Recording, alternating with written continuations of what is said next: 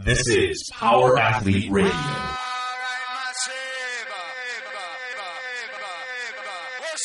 With your hosts, Denny K, Professor Booty, and the Luke Summers. And now, toes forward, hips locked, shoulders set, and retract those scapulars. It's time for some knowledge bombs.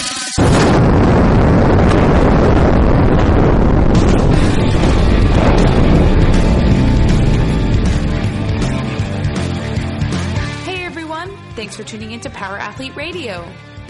On a mission to be the best coach you can be, you won't want to miss this week's episode with Ron McKeefery. This S&C coach has been with top universities and pro teams, drinking in the experience of several lifetimes along the way. Coach Mac delivers insight on how to manage the team from all aspects of performance, as well as how to put together staffing that makes sense.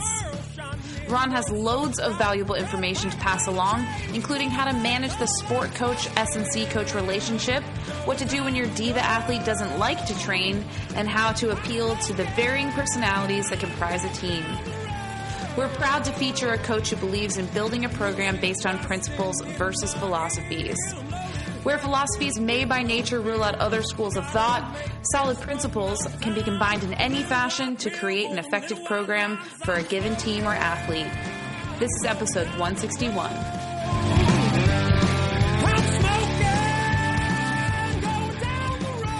Power Athlete Nation, what is up? You are listening to another episode of Power Athlete Radio.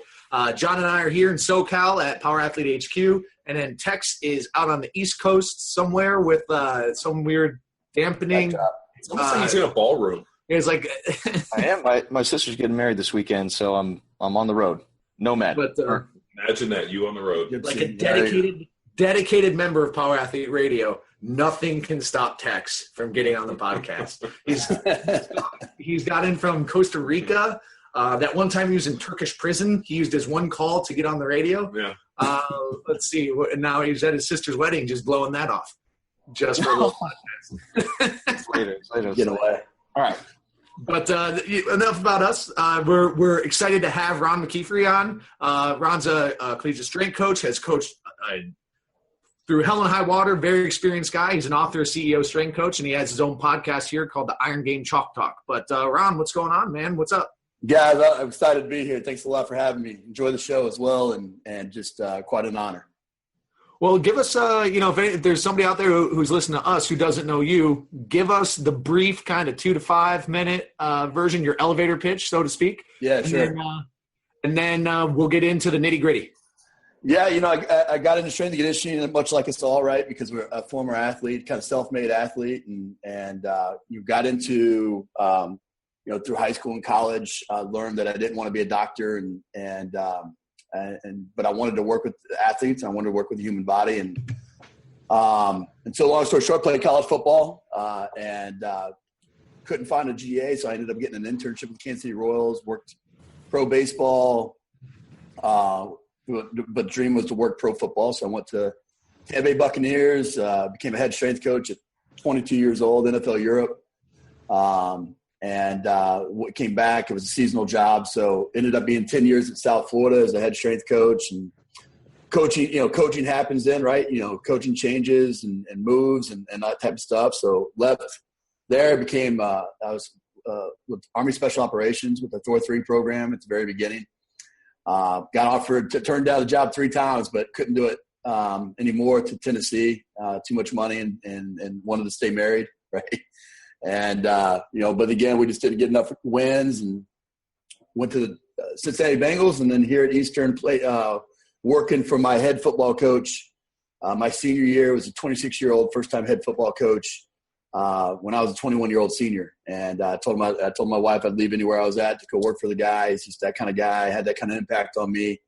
So I left the Cincinnati Bengals to come here as a head strength coach. Been here 2.5 years. Wow. Where'd you play your college football? Little school in Kansas called Ottawa University. NAIA school, like I said, self-made athlete, but awesome experience. I played for the Chiefs, so I'm fairly familiar with a little bit of Kansas in that area. Yeah, from Kansas City originally. So, yeah, that works. Oh, nice. Where at? North of the river, Kansas City. Yeah. Nice. Yeah, I used to live in Overland Park, and then I lived down by the plaza for a little bit. Yeah, we lived in Overland Park, my wife and I, when I was working for the Royals. Nice. Yeah, I remember a bunch of Royals players. You know, I mean, it was a simple, easy commute. I mean, you know, Arrowhead was right there next to the Royals deal anyway, so it was pretty easy. Yeah, nice. absolutely. And, so you were there, and then you NFL Europe. Where were you in NFL Europe? Berlin. I went for the Tampa Bay Buccaneers, and that was when the league was just starting out with NFL Europe, and they had these seasonal strength and conditioning jobs. So you go over, and what's cool about that experience is, you know, as a young strength coach, I mean, you know, so many times you're just going to go into work and you pound your chest and you're going to bark orders and things like that, but then you go home, right? Well, in NFL Europe, it wasn't the case. I mean, you went back and everybody lived together in the same hotel, and everybody ate together, and they traveled together. And for 4 months, you're on planes, trains, and automobiles, you know, the whole time. And really taught me an important lesson about developing relationships with athletes and doing it more than just, you know, do as I say instead of, you know, you had to form that kind of bond and find out what their why was to push them to really develop those relationships that were long lasting. No, I played with a couple guys that were NFL Europe guys, Brian Waters and also a guy named Patrick Bensky. Yeah. And PD was I remember he was our practice squad guy when I was in Philly. And then, you know, Brian obviously was probably, I bet you probably one of the most successful guys to ever come out of NFL Europe. Yeah, I remember the name. I think he was a little bit after me, but I definitely remember the name. Nice. And then the Bengals.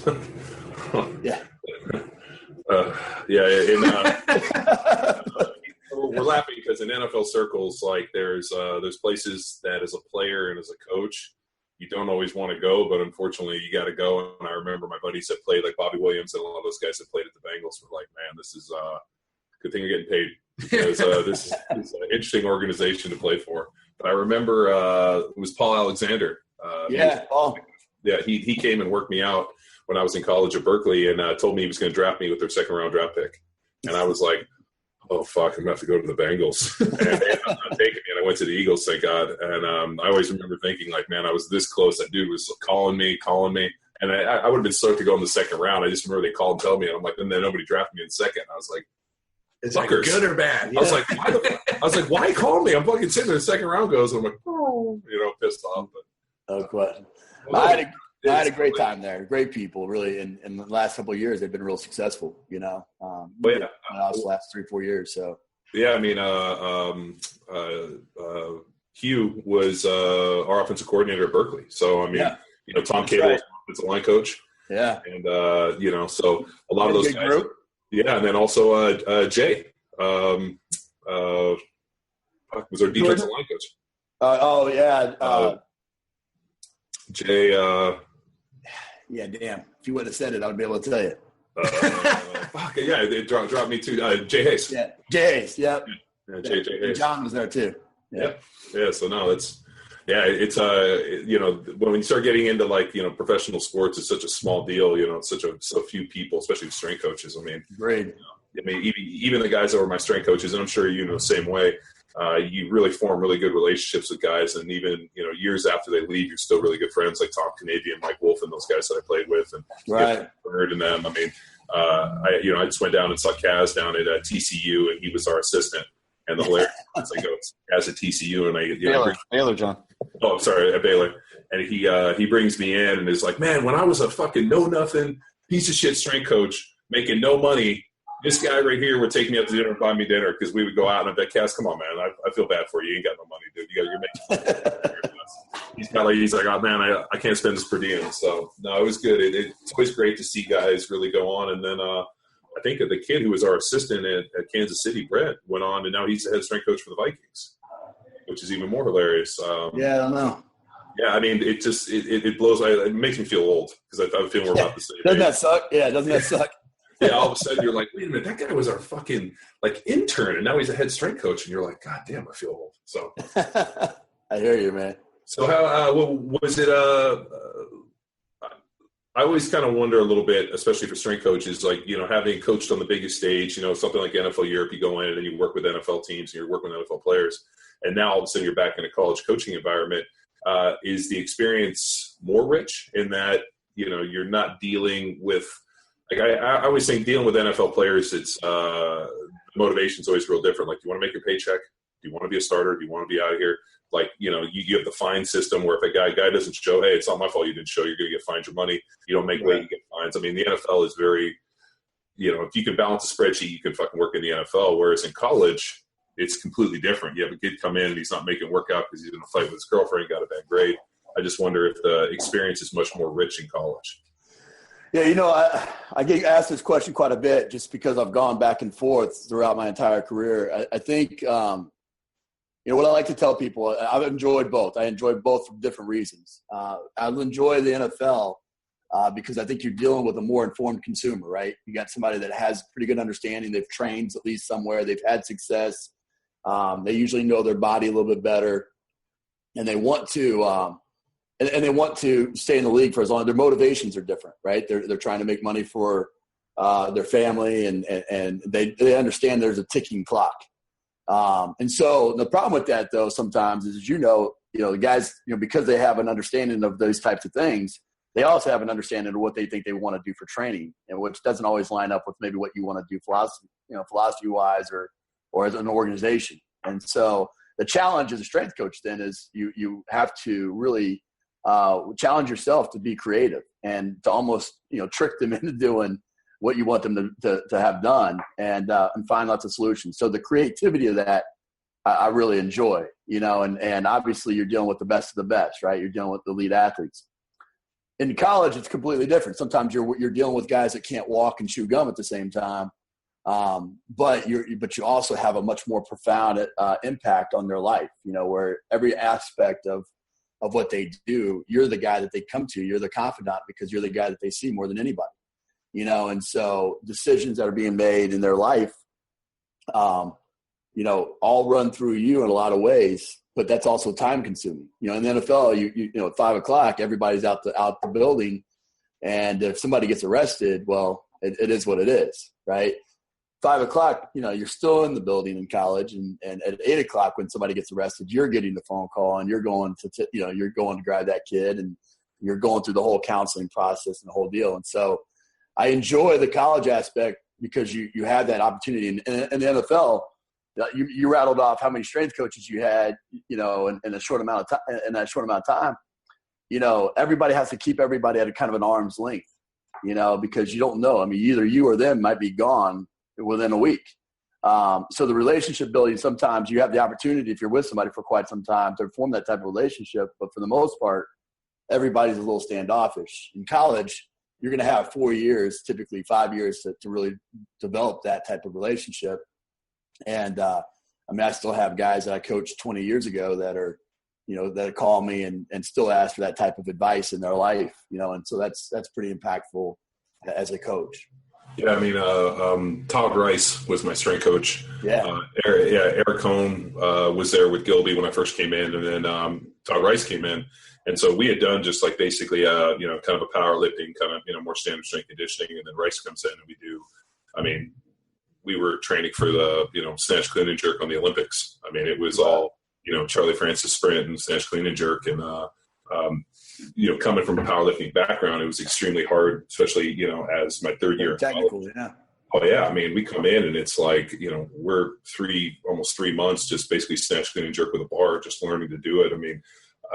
I remember day one, I'd squatted like 610 when I was 19, and I came in and tore my ACL that next year. And then I was coming back from rehab, and dude, day one, I go to lift weights. He's like, no, we're just going to do some basic testing. And I remember he just had me hold an ISO bridge, like a GHD off the bench, because we didn't have any GHD machines. Right. And I could hold it for like 5 seconds. And I remember him being like, until you can hold this for a minute, I'm not even going to let you squat. And I didn't back squat for the next 2 years. I only front squatted, and I ended up front squatting 500 for a triple. Wow. It was so much more explosive. And, it was one of those things where I thought I was, a starter. I played well. I was, in this position to be able to go in, and a strength coach comes in and basically proves to me how fucking worthless I was. Right. So, there was a lot of, at least for me, a lot of fist fight in that. But, you take a step back and you look and you're like, fuck, thank God he was the right person at the right time. And I think that's where, especially in college, is so meaningful, because, by the time I got to the NFL, I was already kind of established in this. And then you meet guys like I went into Philly and it was a straight up hammer strength. Yeah. A snatch, clean, and jerk, Ole background. Yeah. And all of a sudden I got Mike Wolf and these dudes that are Penn State guys. Right. I mean, they got the machines and the cards. And I remember asking them after like the second day, like, can I do the circuit again? Right.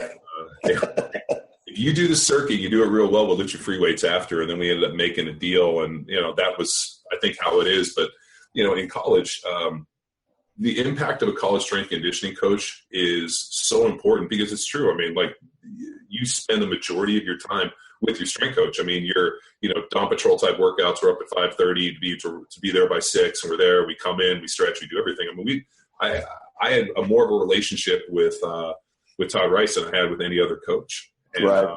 And then you get to the NFL, and the strength coach is kind of an interesting position more so. And you know this, it's like you're kind of like on the player side, but you're also the guy that, like, I remember sitting in I remember one of the strength coaches came down and they had just come down for the meeting, and he came down and they had told the strength coach like different things about the players to be able to like filter through to them. Right. So yeah. He's in me and he's like telling me, he's like, well, the coaches want this and this, and I got to be able to try to tell this guy. And I was like, fucking let me tell him. Yeah. Yeah. No question. In there and being like, don't worry about it, I'll fucking tell him. And, that relationship. But yeah, I mean, it's pretty, commendable. And actually I was super impressed the fact that you went from the NFL and back to college, because a lot of guys, once they get to the NFL, they never want to fucking leave. And, yeah. The family aspect is hard, because it's, at 5 o'clock, you're out of the building, you get to focus on your family. And that's, a guy's 20 years in the profession. That's ultimately what, what's important to you typically. And it's tough, but I love it. I love all of it and really enjoy it. And, the challenge in the NFL is that you end up becoming a jack of all trades. I mean, as in NFL Europe, I was the Turk. I was the guy that went and got guys to go get cut. That's not a fun job. No, I did. What's hilarious about that is there were some people that I know that love that job.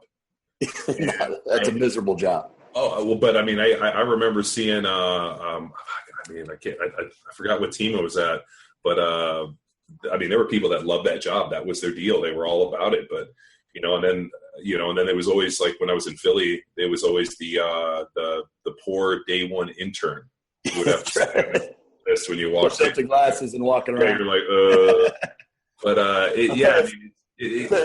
it's and so for you guys are listening, they call him the Turk, which is the guy, like, when you come in on final cuts, they pare down. I mean, what do we start with, like 75, 80 guys, and they got to pare down to 65, and then they got to be at 53, and then they got to be at or 58, then it's 53. And so they have to cut down, and they don't like tell you after practice. You show up in the morning and there's a little dude with a list standing there, and he walks over and taps the guy on the shoulder and says, hey, the general manager needs to see you in his office. Can you bring a playbook?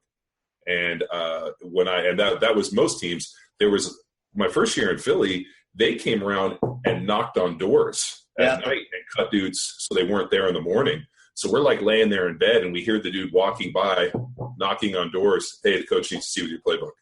And we were in there with like the covers on over our faces being like, I'm a rookie, I don't fucking know better.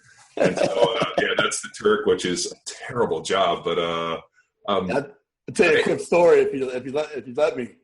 We at NFL Europe, we had I was going around, I was getting players and doing exactly what you just said, knocking on doors, and everybody's freaking, nobody wants to answer the damn door, and then there's two guys in a room, so you don't know who you're coming to get, right? So I go to one room and player answers the door and it's not him, and I'm like, hey, I got to talk to the other guy. And the guy just starts going apeshit and starts flipping mattresses and coming over and rips the door off the hinges. I'm on the third. It's one of those hotels that's got a narrow balcony. It's a narrow hallway and then it's a balcony over into the deal. And he's ripping the door off, and he's a freaking offensive lineman, so he's about twice my size at the time.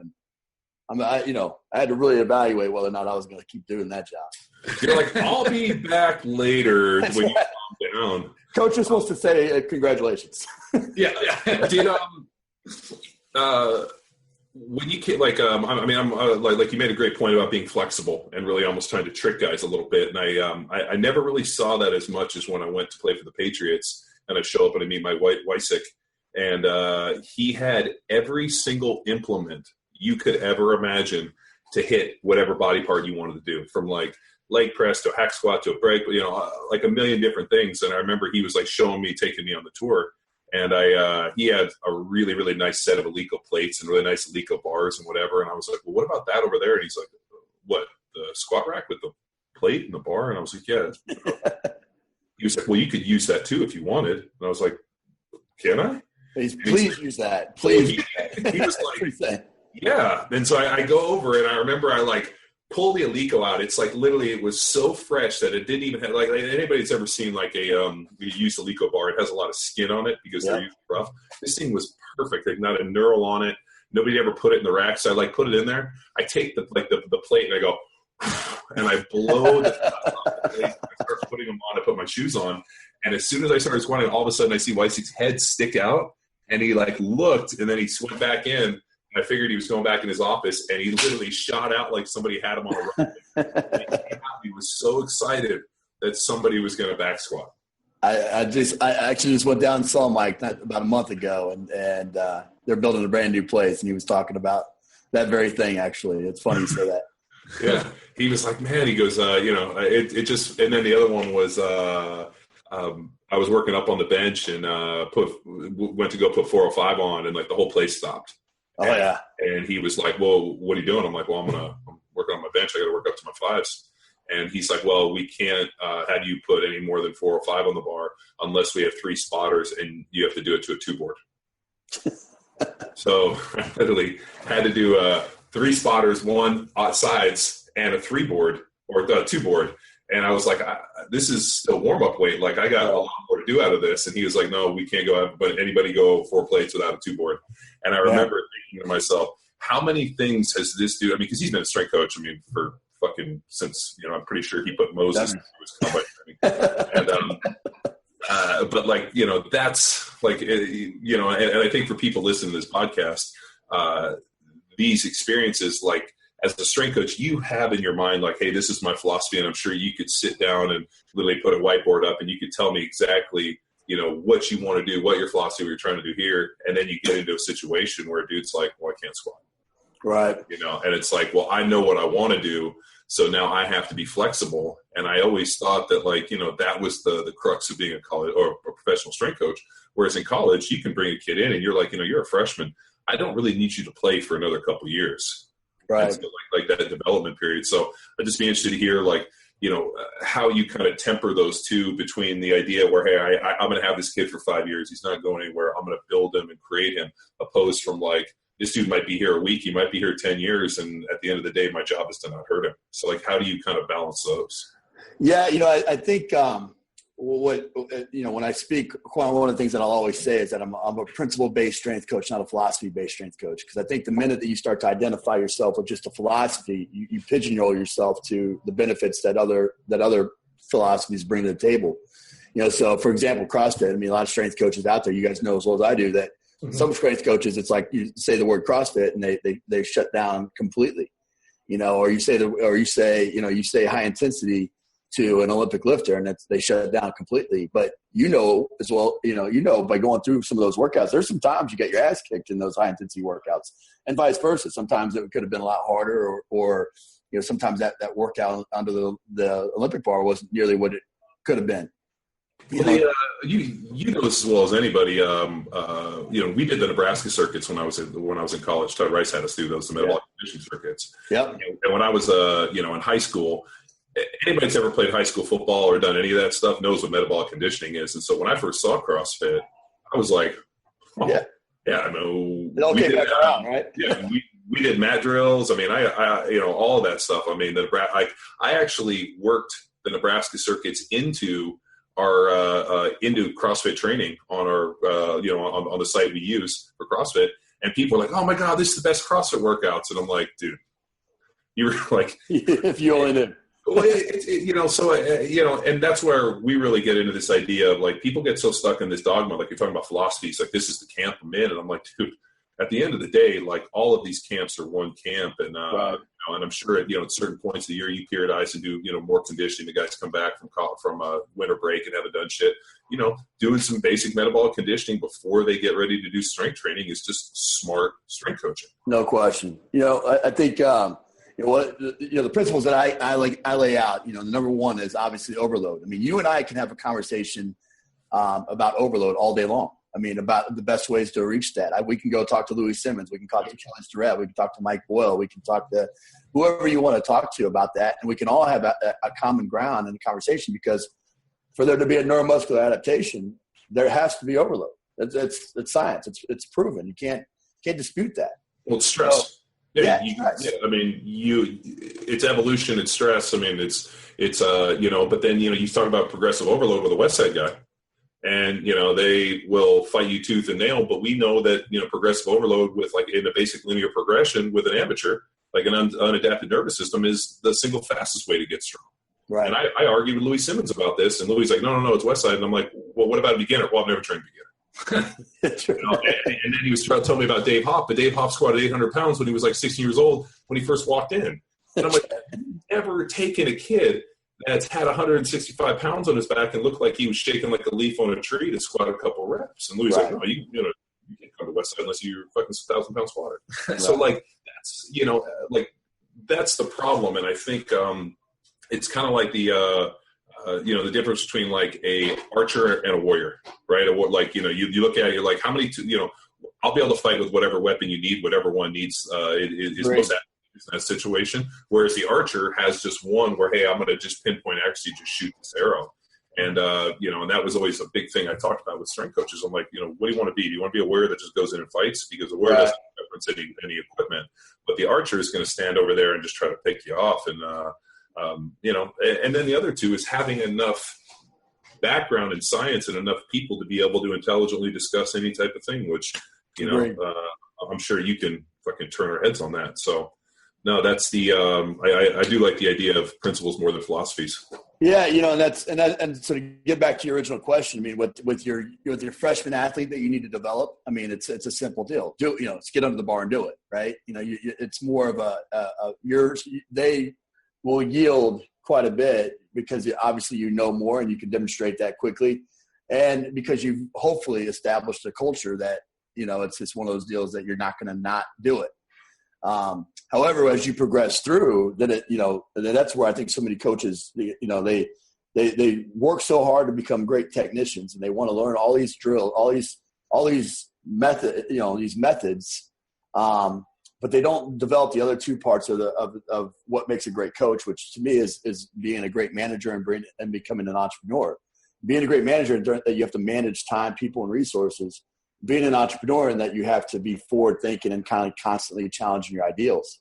And so, as you progress through the profession, or you progress through levels of mastery in your athletes, you have to get on the far right end of that spectrum to where you're able to walk in and have a conversation with a guy like yourself that knows training, that knows how strong they are, that understands the difference between being a two-board press and going to what they know being 85% or 95%, versus the guy that maybe caught 50 touchdowns, but they couldn't point the direction of the weight room at whatever SEC school you want to say, and you're going to get both, in the NFL, and you have to work with both because they're both playing on Sunday.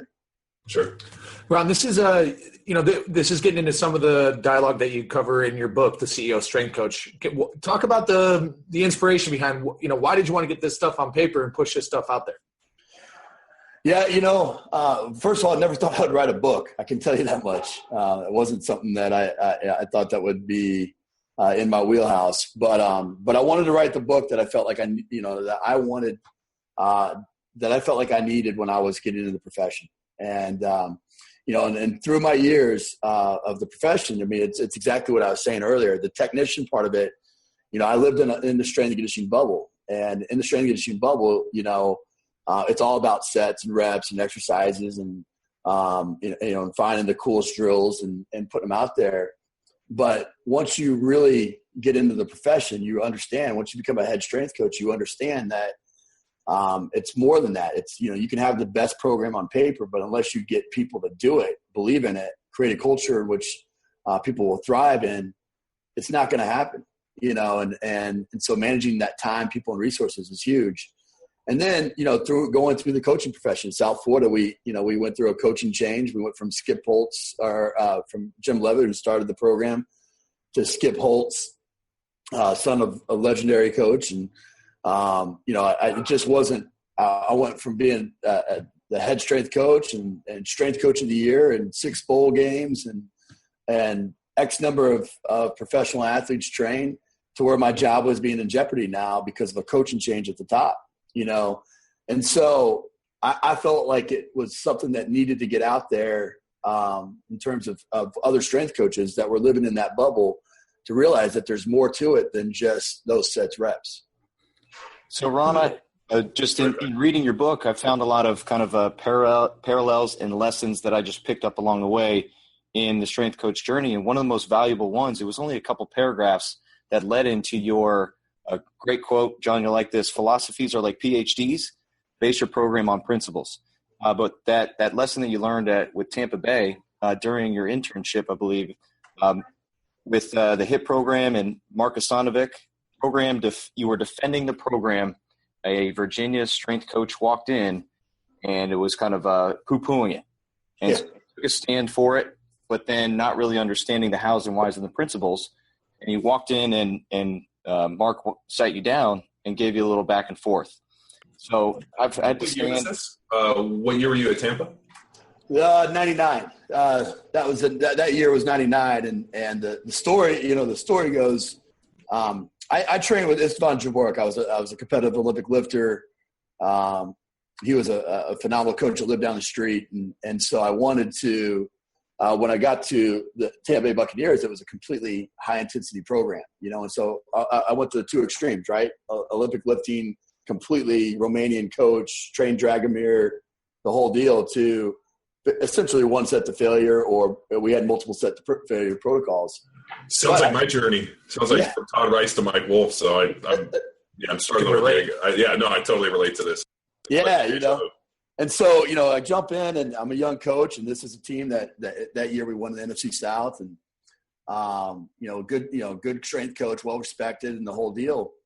And so I bought in. I bought a hook, line, and sinker. I completely abandoned, all my Olympic lifting and multiple step protocols, and went the other way. And we had a coach that came. We would invite coaches in for training camp, and I don't know if you guys did the assembly line workouts at Philly with Mike and Canavy, but guys would be at each station. You'd pass the clipboard, right? We had 3, so there were 3 rows, and there was a 1, a 2, and a 3 on the ground. And you walked in, and on the whiteboard, it was literally like 1, 2, or 3, and you would walk in, and the coach would. There you go. Here it is, and be like, go 3, 2, 1. And I remember being like, well, aren't we going to warm up? And they were like, well, no, you'll warm up somewhere in the middle. And I'm like, this is like, but here's the interesting thing. And this, the single greatest performance gains, both in strength and diet and everything, is when you do 180 degrees of what you've done. I mean, that's exactly right. In like diet stuff, I mean, that's why like people, eat one diet and all of a sudden they do, they flip flop and then they get these phenomenal gains, or you go from, straight up Olympic lifting. So ironically, having done just a pure, multi-set, Holy Snatch Clean and Jerk program, and then all of a sudden going to that high intensity program, I got really fucking strong. Yeah. Like, it was probably big. Yeah. And dude, I got like, I was probably about 305, 308. And all of a sudden, by the end of that year, like mid off season, I was like 326. Yeah. So I put on a legitimate like 20 pounds of muscle, and it was the weirdest thing. And I remember being like, shit, man, this high intensity stuff works. Yeah. And then all of a sudden we went to mini camp. I line up a tackle and I go take a set. And I remember I set back and the defensive end ran around me like I was like a big planet. He was a little moon. And I remember being like there was like inertia holding me to the ground. And I had this like fucking panic epiphany that I had gotten too big and I lost all my speed. And I remember as soon as we got done, I went back home. I was living in Tampa. I used to live in Clearwater. Oh, yeah. Yeah. So, I lived right in Safety Harbor, right on the other side of the causeway. Yeah, sure. And, I remember being like, I got to lose this fucking weight. And I ended up like going every night. And dude, I would run at one of the local high schools, and I went to the gym and I trained and I did everything. And I was like eating like 2 salads a day and some chicken, and ended up showing up at like 306. And then I went in and was fine. But like, dude, it really worked. And I realized that, you know, because coming from my background, like, you know, where we were, like there was this kind of, you know, negativity almost towards kind of powerlifting, bodybuilding. I mean, I benched 500 and I'd done West Side stuff, but I mean, Todd Rice was so big on this kind of you know, Gary snatch clean jerk thing, you know, like fuck bench press if you can't press this weight over your head. You know, all when do you bench press? When you're on your back, right? That's the line. You only use the bench press when you get pancaked. Yeah, you know, yeah. And you know, like, but what can you jerk? What can you get hip drive? And so I mean, all of that stuff. And so like I had kind of built up this little bit of like stigmatism or kind of anti-bodybuilding stuff, and then all of a sudden we go into this Mike Metzer hits thing, and all of a sudden, dude, I'm like blew up, and I was like, holy shit. And I remember hitting up one of my, you know, like the old power lifter that trained me in high school, and he made that same comment to me. He goes, you know, he goes Metzer's stuff worked, but he goes, what Metzer didn't tell you is he came from a completely different background. So he, you know, people think he built his physique that way, but his training looked different. He used to periodize through and do this at different points. Right. And that's what old man Zang has told me. He goes, dude, the best gains is when people do, when they flip the script, they do completely different. So I'm sure like you jump in and you see it and you're like, shit, this stuff works. That's exactly right. I mean, I saw those kinds of results, and I'm sitting here going, holy cow. So I drank the Kool-Aid, and long story short, there's this coach from Virginia that was bad math in the program the whole time, because he came from an Olympic lifting program and just said this stuff doesn't work and this, that, and the other. And so we got on a little verbal deal, and Mark brought us in the office, and, you know, he basically just destroyed this guy with the science. You know, I had this guy tongue twisted, pissed off, walked out, you know, and so I'm back in the corner. I'm fist pumping the air like, man, we got him, you know, and really it was embarrassment on my part because I couldn't defend myself. Right. And then he sat me down, and this was real important in my career. He sat me down. He's like, okay, I just gave you the argument. Now you be me, and I'm going to be him. And he turned around and he completely ripped me from an Olympic lifting periodization background as well with the science. And so, you know, the science, I mean, you can find what you want in the science, right, if you're looking hard enough. And it taught me an important lesson that all these things are aspects of development, you know. And so when you're just getting in the league, you probably needed to put on a little size. You probably needed to bulk up and get a little bit stronger. And so that would have been a great program early on. But as you progress through, speed and agility and power became more of a focus for you. And it's your traditional linear periodization model or your undulating periodization model. It's just at different aspects. You change your program to fit the needs of you as an athlete, you as an individual, you dependent upon your injury history and the specifics to what you're trying to improve upon. And I think that was a huge pivotal moment in my career as far as opening me up to where all things worked. It's just at what expense or what cost to your body and what, you know, and how efficient is it in the long run. I just think that revelation is very important, and many coaches, especially our listeners, need to understand that sooner rather than later. And you can't attack any coach, you can't attack any program. Ask the whys, understand it, and that'll put you in a better position to kind of springboard. And then this is in the book where you kind of walk into all of your principles. So it's a great lead in, and just something I valued in reading that book. No, I appreciate that. Well, I mean, as a strength coach, you should have had tried everything. And I'm always nervous when I meet people that are just steeped in one thing. I'm like, dude, you have to have tried everything. Even if you decide you don't like it, at least you can talk intelligently about it. But this is one problem that I've kind of witnessed in S&C is that you go intern at one program, and then you get either the grad assistant or the assistantship at that program, and eventually work your way to head at that program. So you're only exposed to one system, and that's all you know. Or you go work for somebody that's left that program to go run the same program somewhere else. Yeah. You know what? They're like what's pretty interesting about that is, when I played in Philly, Mike Wolf and Tommy Canavy were, Penn State guys, which is where the hit stuff was invented. And they were Michigan guys, which is, the other birthplace of hit. And then what was amazing was when I got there and the training we started doing, and I started getting Canavy to help me because he was the assistant, and as assistant strength coach, your job is to have to deal with catch-all who are really fucking over-eager. So the head guy's like, I'm not dealing with this fucking well-born guy who wants to train 3 times a day. So Canavy and I became boys. And the training that we did that we ended up created, which is actually, ironically, we still program, and it's known as something called Jack Street because Philly was on Broad Street. Facility was. So we used to joke that Friday was Jack Street Day. And so then I got a program based around this idea, but it was straight up like old school bodybuilding. It was, and so we still do a lot of it. But Tommy ended up, when he left and went to Minnesota, still kept a lot of those principles and things we developed. And I remember when he was on our podcast talking about it, he goes, honestly, I was a hit guy.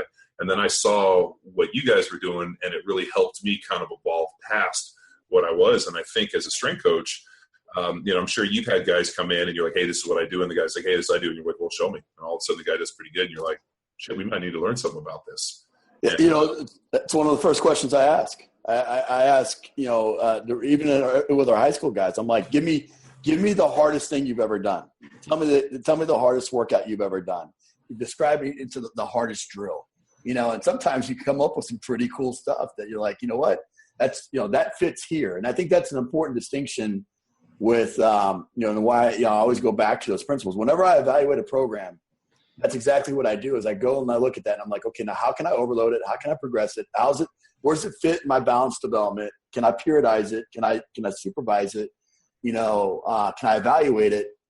And if I can do those things, then I can find a place for it in my program, and so just like, the NFL Combine time each year, there's some cool stuff out there, right? There's some really cool things that people are doing that are awesome displays of athleticism. But I go back, I don't know if you remember, Adam Archuleta, when he was coming out, he would throw, he'd catch 225 and throw it. And it's like, that's the guy down in Arizona. I had a pretty long talk with him, and I cannot remember his name for the life of me. Yeah, I can't either. I literally talked to the guy on the phone, emailed back and forth with him, because he uses the Omega Wave, which is a high form of EMS. So we use a lot of EMS stuff, me coming from a Charlie Francis sprint background. We use a ton of EMS. With this new company we've been working with, PowerDot, and then before that we were working with another one with Compex. And so when I went down that road, I'm really looking at the idea of force concentric movement patterns with using EMS. So I hit that guy up, and he started talking to me about their reactive stuff and the amount of implements that crazy motherfucker had to build to be able to safely drop 225 from fucking 10 feet off the ground and have fucking Archuleta catch it. Yeah. And I remember talking with him a little bit about he would program training and then would have to program that day. It was so fucking involved. And I remember asking the guy, and I was like, I understand, I'm not doubting it works. And we saw with Archuleta that it did work, but I'm just wondering about what the lead in is like how long did it take to start? And he trained at Archuleta since high school. Right. So, and how much of that was genetic potential as well, and the whole deal. Performance enhancing. Dude, I was like, you never know. As I'm talking with the guy, I'm like sitting there listening to it, and I was like, the one thing the NFL taught me is I don't believe in the boogeyman, and I don't believe in Superman, and I sure as hell don't believe in Captain America. Because I used to, and you know this, every year they'd be like, oh, this fucking rookie is going to come in, and he's going to fucking own the world, and I would go out there and literally be like, oh, shit, man, this kid's, he's Superman, he forgot his cape. Yeah, that's right. Come out and just bury this motherfucker. Yep. That's the one thing. And I whenever I hear somebody that, starts getting these Superman, I'm like, I don't buy Superman. But listening to this guy's training and him talking about how they did it and this, and I'm like, dude, how many people, how many eggs have you broken? Because that's another big thing. You can have the best program in the world, but if it becomes the Lord of the Rings where only one guy can fucking do it and you shatter millions of others. He's only got to miss one time, right? Yeah. He's only got to miss that bar one time, and it changes his whole career. But I would say this, and that you would probably agree with me, in that conversation, you probably took one thing out of there, didn't you? You probably took something out of that conversation that was useful for your programming and your deal. And I think that's where, that's what's so great about where we're at as a profession right now, I think, and talking to guys like yourself and others, is that we're going to all walk away from this with one thing that's going to make our program better, and where it used to be when you and I first got in, it was like the high intensity guys didn't talk, those Penn State, Michigan guys, they didn't talk to the Nebraska guys. It was something like if they saw each other at a barbecue, they're probably going to fight. It was like straight up West Side Story. They're out there like fingers and shit. Yeah, that's right. The one thing though that was really interesting in that guy's, there was a lot of folklore. There was a lot of like, it sounded a lot like Mork and Mindy with a lot of some of that stuff. But it was pretty fucking interesting. But the one thing that I really took away, and something that we have seen deficient in the majority of programs, is the idea that you build stability with isometric hold. And, people forget there's 3 muscle contractions: eccentric, concentric, and isometric. And he really talked about being able to do, accentuated, like prolonged isometric contractions against, using EMS, which is forcing a concentric movement, and then actually doing some form of accentuated negatives. Right. Like accentuated negatives, fatiguing neuromuscular pathways, rate coding and how to increase it. Had some really interesting stuff that how he was doing it, which actually played into Rafael's stuff, where, if you know Rafael Ruiz. And we used to work together.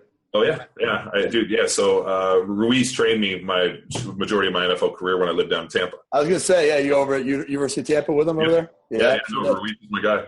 And so it was interesting. Like, Ralph talked about all that, and we did so much of these things. And then when I jumped on with this guy and he started kind of talking about actually using the EMS with a lot of these different things, I was like, it's super next wave. And then I was like, great, how much are Mega Wave? It's like $10,000 a month.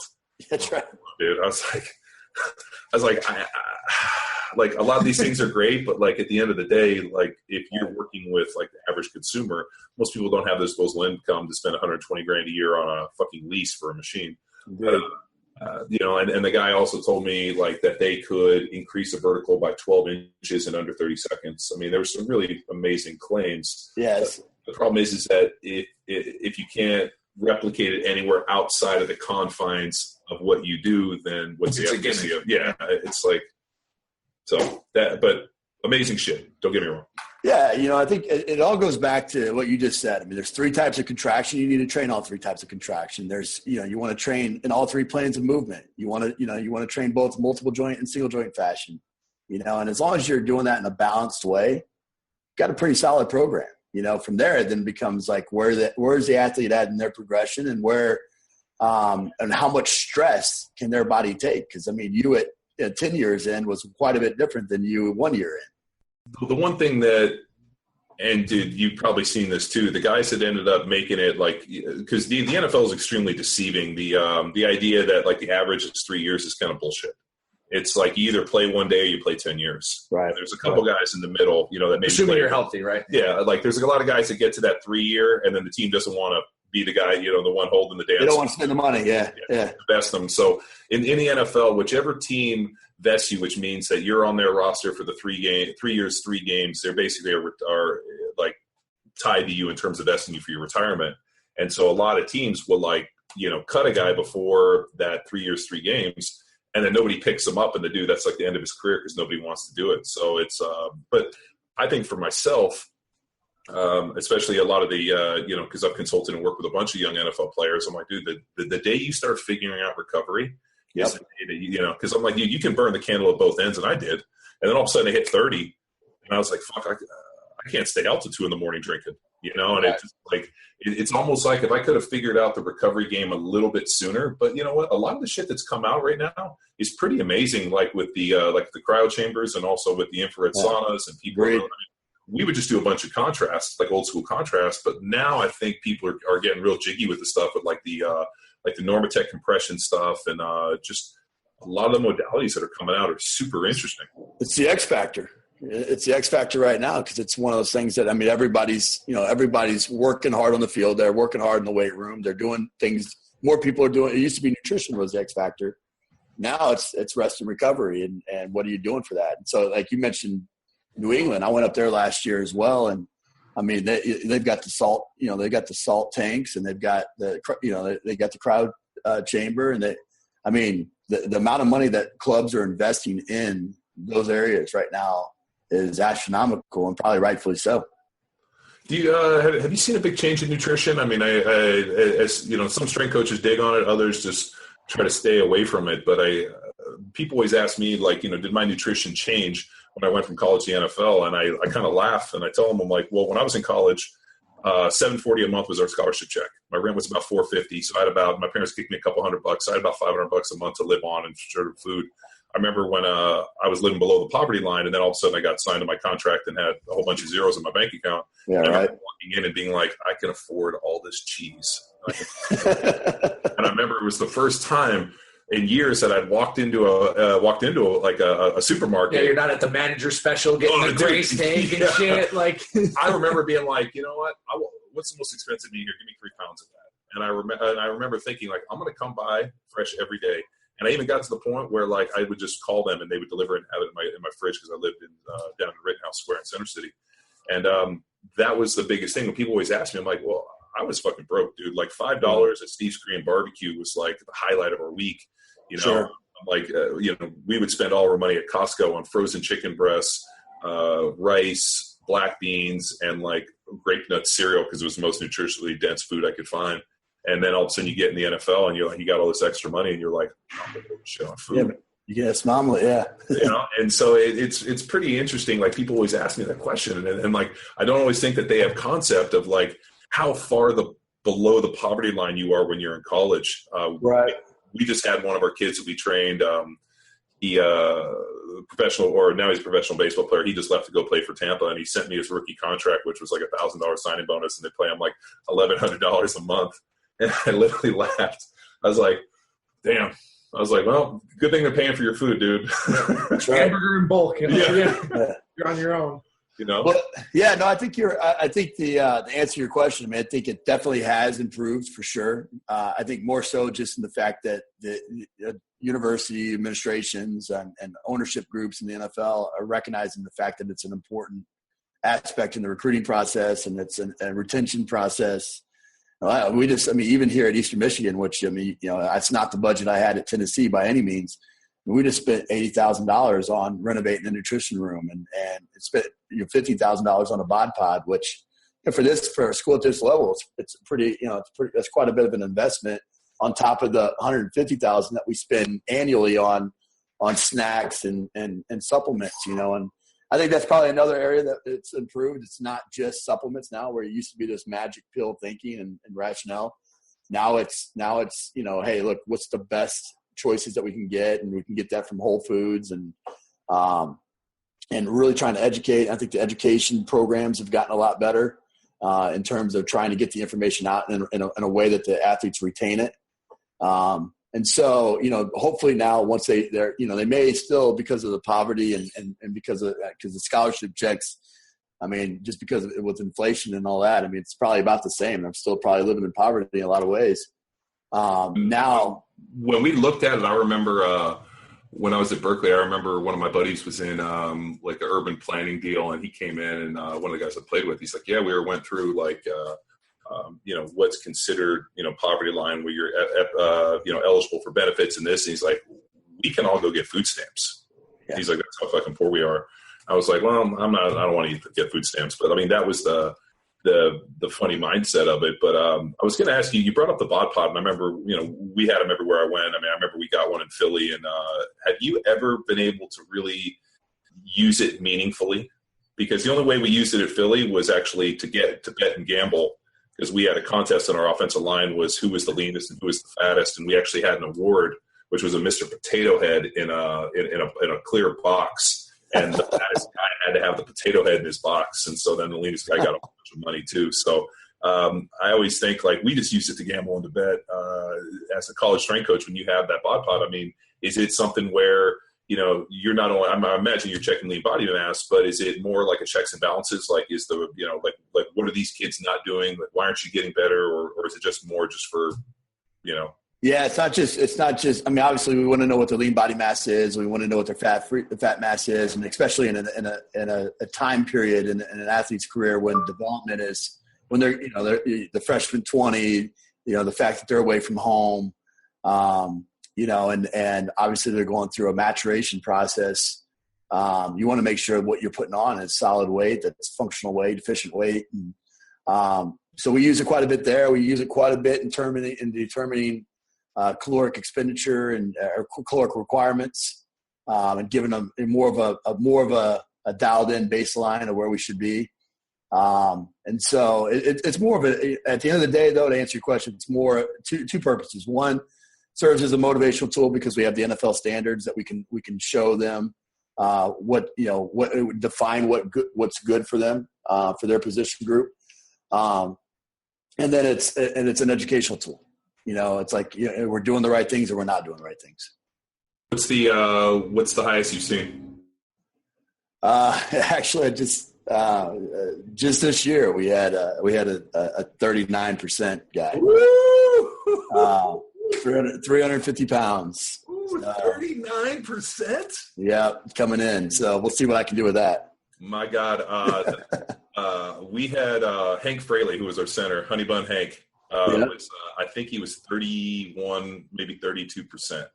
Wow. Yeah, and he was our starter. So he ended up he had that potato head in his locker for a long time. I ended up winning. I was 306 at 8%. I was the only guy over 10 over 3 pounds, under 10%. In the bod pod. In the bod pod.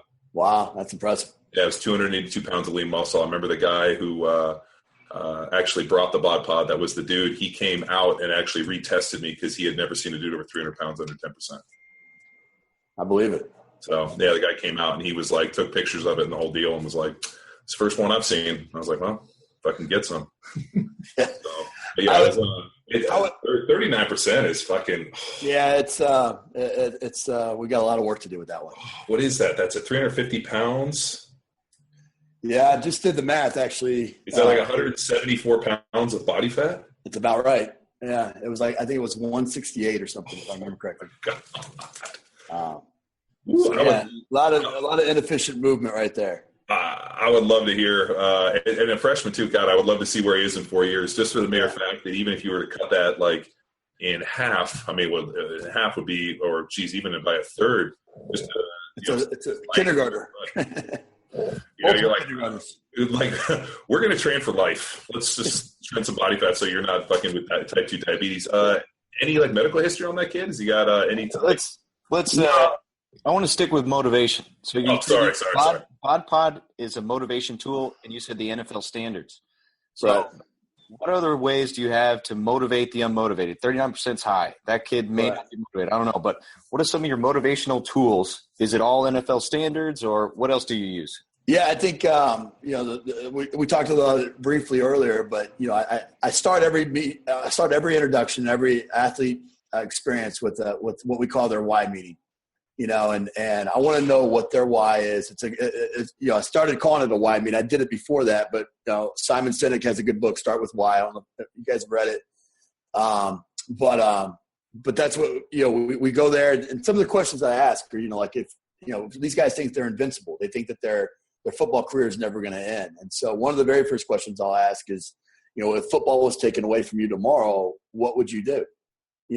And for example, when that kid came in, that 350 pounder, we had another kid come in from a JUCO, and it's like I think I'd want to sail around the world. Well, that's a pretty unique deal, that he wants to do. And so understanding that, and our head football coach is a sailor.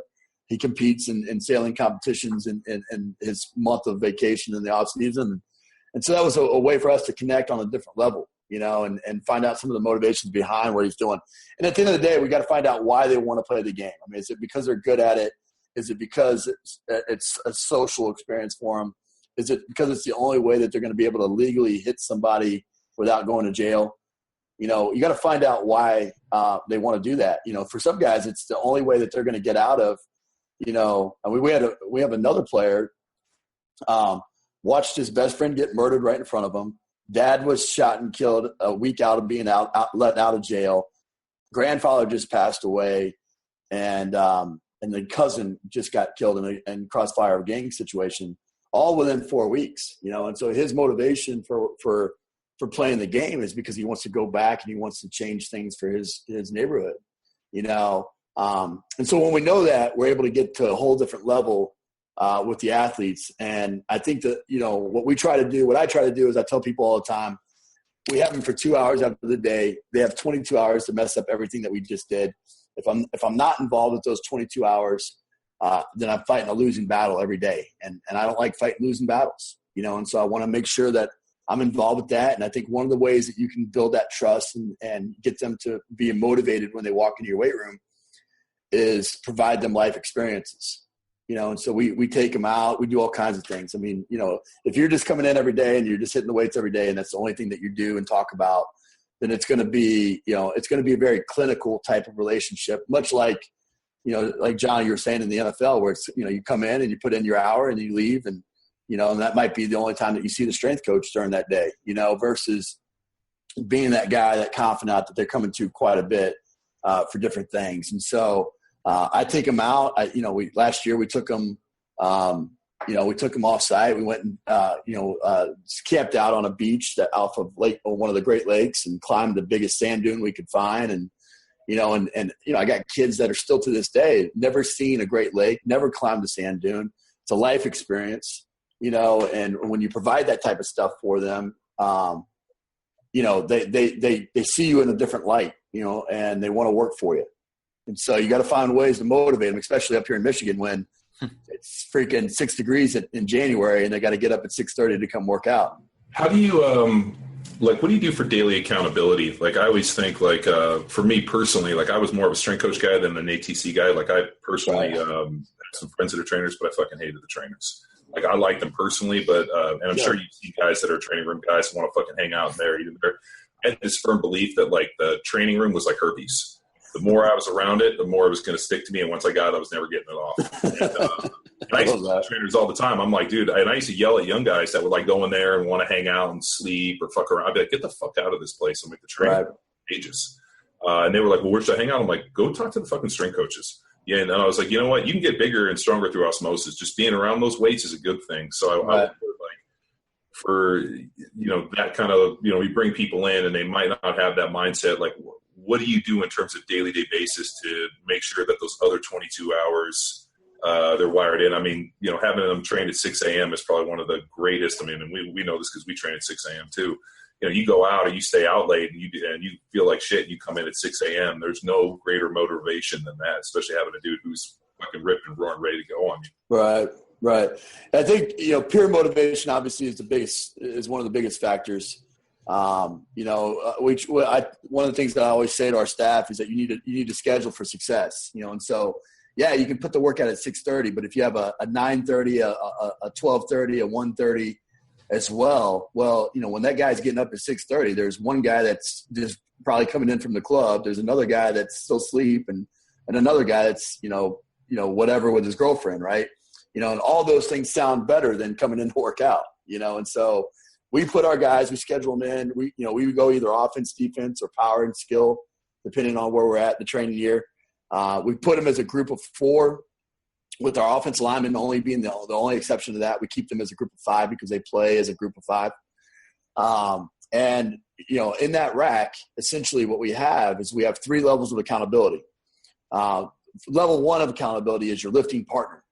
So my lifting partner in college was the best man at my wedding. And so it's the guy that's going to tell you what you need to know, not what you need to hear instead of what you want to hear, so if you're not doing your set, right, I'm not blowing you up, John. I'm blowing Luke up for letting you get away with that, so there's one level of accountability there. The second level of accountability is that if you take a rack of 3, we'll have the starting 5 offensive linemen in the middle, the second string to the right and the third string to the left. And if you're not getting it done, my job as the strength coach is to turn over the team to the head coach at the end of the summer, at the end of the winter, that I feel comfortable with, and I trust, and so I'll demote you. I'll take you down and I'll bring a guy up. And if we're constantly doing that, guys, they want to stay in that group.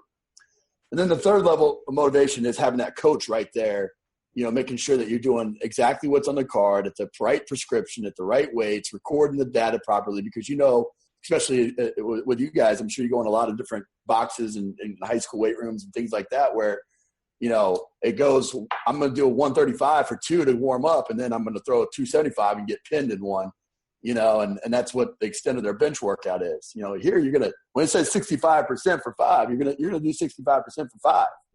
We're going to record that data. So, and then you got, I guess a fourth level motivation is me running around like a freaking maniac. This is where it needs to be. That's huge. Yeah. One thing we speak a lot about is called mutual accountability. So that's either respecting the coach relationship and that they're giving you instruction and you're adhering to it. But the biggest thing that I try to, whenever I walk into a weight room, is teammates, they have to give each other constructive criticism, because that is sport. If you blow an assignment, I expect the guy next to you to call you out, and you're able to not take it personally. Right. You're able to make that correction. So we took that from John's friend, former SEAL, Jeff Gonzalez, but then just apply that to sport. So Tex, you sugarcoated it really, really well. What I like to refer to it as is ridicule. Yeah. That ridicule is by far one of the strongest motivators. Should be. Hands down, it is, especially in the environment. And the reason it has to be, because there are people it doesn't work. But then they should just. Then they're out. But I started laughing when you brought up the point that you got your first string, your second string, your third string all training next to each other, and if the guy's fucking bullshitting, you demote him. So here's a situation where they might think like, hey, on the field I'm a starter this, and then all of a sudden they put in a shitty performance in the weight room, and you're like, well, you're not the starter anymore. Well, what do you mean? They're like, well, this is the off season, this is my field, I'm in charge of this, and you keep this up, I'm telling the head coach, and you're not going to be starting on fucking first day of training camp. Right. Me, one, I never heard that before, and two, I started laughing because I think it's genius, and I'm stoked that actually your head coach believes in you enough to do it. Yeah, I was on board. Because, you have to have that. That's the key for sure. I've seen, because I've seen head coaches come in and how do I put this? Fuck everything up. Because the one thing the head coach, they're not weight room guys. They don't know fucking sets of numbers. They don't know this. All they want to know is they want to see their chart show up, or they want to get a typed readout of what was the 1RM. Yeah, show me the report. Yeah, show me the TPS report. Yeah, and it's and then they're going to somehow that was one that tripped me out, especially in well, this guy does this, and I remember when I came in as a young guy at Berkeley, Todd Stussy had been drafted first round, and Stuss was like a beast. I mean, he benched 500 pounds. I mean, had all these numbers, and so Stussy was what we strived for, to be like Stuss and all of his numbers, and we were always chasing these numbers because we could meet those numbers, then that would make us a first round draft pick, and we get to play he played 14 years.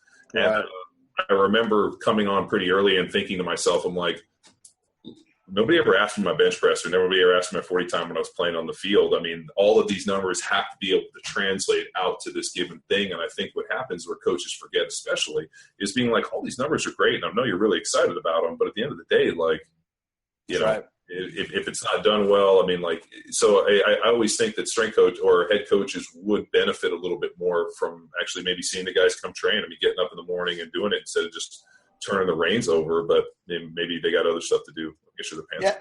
Yeah. I think that the role of the strength coach and how impactful you are now, I mean, obviously it's quite a bit different now than it was, and so now it is that valued position where it's like a coordinator, and honestly, it should be valued that way. I mean, show me another position coach, that's dealing with 105 guys year round. There's nobody like that. I mean, offensive coordinators, defensive coordinators only deal with half the team. The good thing is that that's part of the reason why I came here, is because the head coach and I have that kind of relationship, and but I've been able to maintain that same type of especially with the position coaches, especially the O-line coaches, because if there's going to be a weight room guy on staff, it's usually going to be the O-line coach, But kind of getting back to a little bit of what you were saying earlier, Tex. I mean, with this generation, with Generation IY, and with these athletes now, and it's the art of the difficult conversation is a lost art, and I think that's maybe sometimes why people respond to you guys so well, because you'll tell them exactly how it is, or why they respond to strength coaches in general, because strength coaches typically don't have a way of sugarcoating shit, right? They're going to tell you exactly what they think and what they believe in. And as long as they're supported by their administration, their coaches, it's going to carry some weight. But having that, I give our guys, every year I give them a questionnaire of whether or not they think that, do they think that they're going to go to the NFL? It's a question amongst many. And every single year, every guy is like, yeah, of course I'm going to the NFL. And we all know that that's not the case, And so rather than, just be like, yeah, you probably have a chance and you suck, so there's no chance for you. I don't want to kill their dream. I don't want to be a dream killer. I want to support that, but I also want to have the difficult conversation. And that's where you bring in the NFL Combine numbers or their work ethic or whatever. And it's like, look, buddy, I'm the guy that can help you get there. I'm the guy that can help you get those numbers, but you're not even worth close right now, and you know what? Your attitude and your effort isn't matching what you're telling me you want to do, and so that's great. If that's what your why is, that's why you're playing this game, is because you want to go to the next level and all that. Fantastic. I want to help you do that. But right now ain't happening unless you change something or you reach towards these goals and really buy into what we're trying to do and do it and live it for all those 24 hours and not just the 2 hours you're in here. So I'd like to stay on this topic, but then switch gears to strength coaches. So in your book, I love this, is you only hire head strength coaches. So let's talk about keeping and motivating interns, your screening process. How do you see through the bullshit of, hey, I want this, they're just telling you, but they don't do anything to show you? So what do you do in terms of your interview process, your screening, and then motivating these kids who think they know what they're getting into?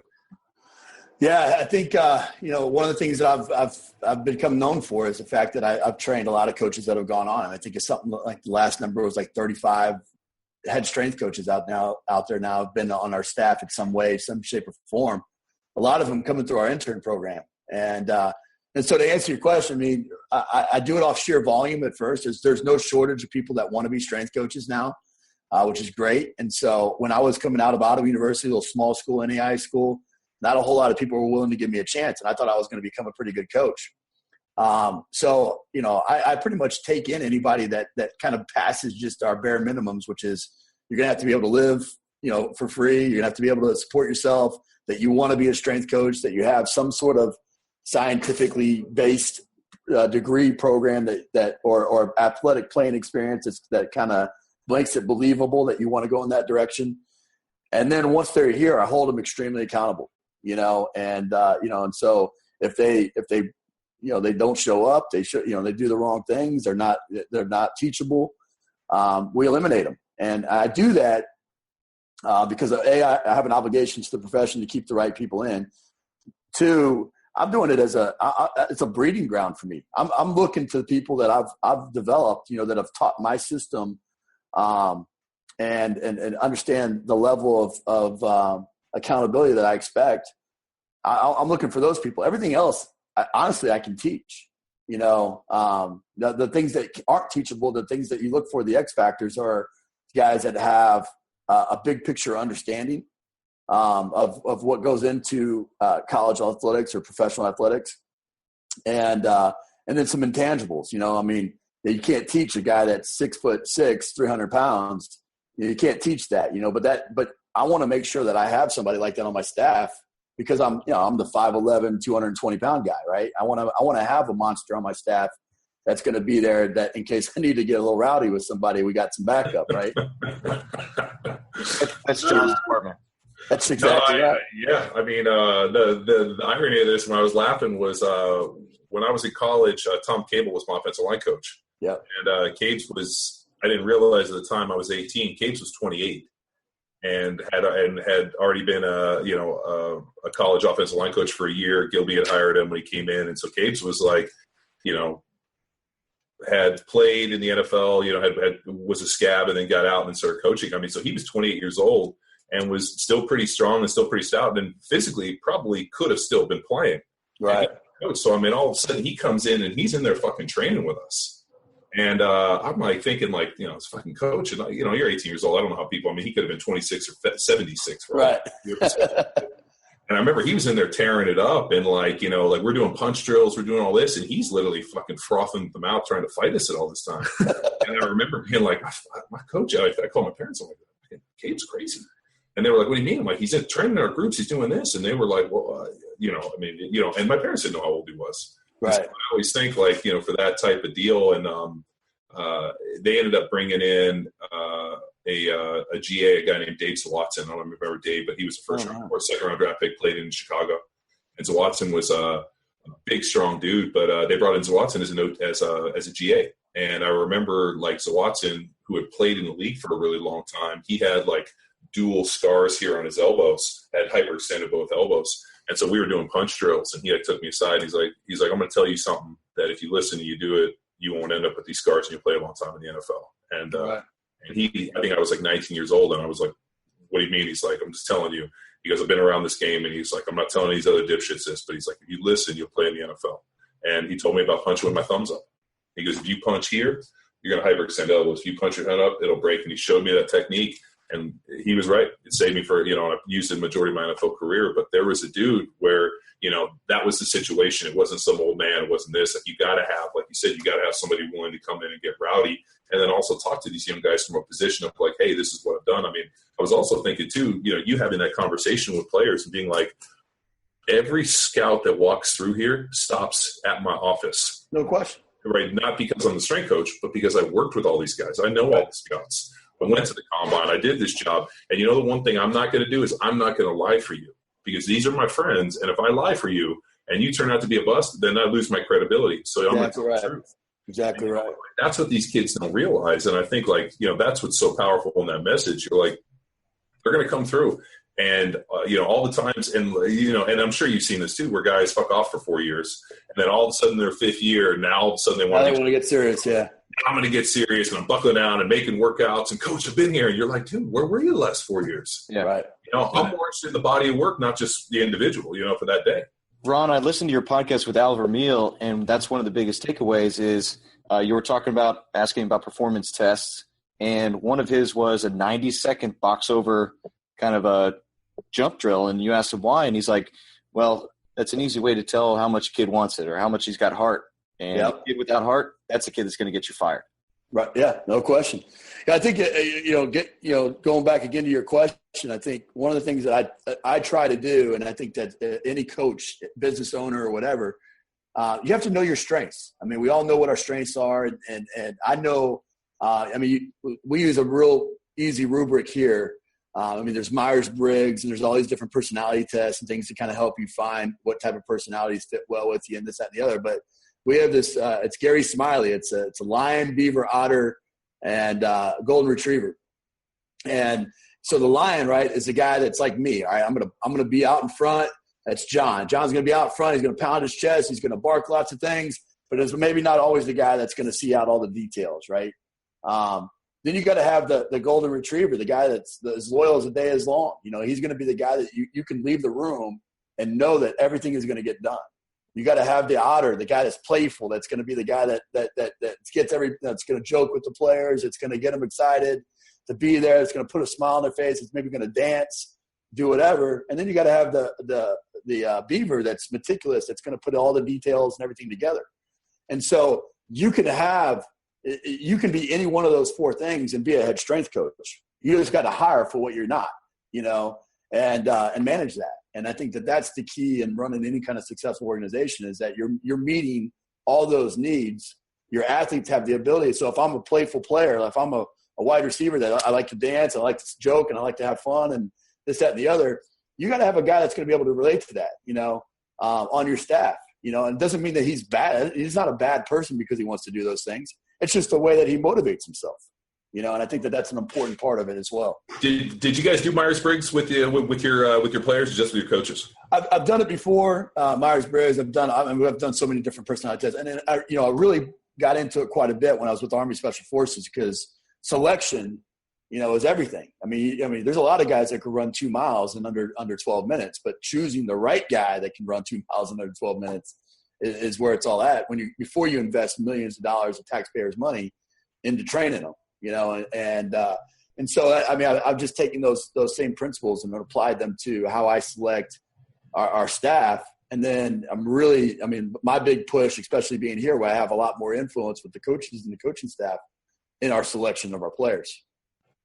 Well, you know what? That's kind of interesting. I mean, do some work with Naval Special Warfare and ended up doing some Myers-Briggs with a guy named Bill Jeffries. Yeah, I know Bill.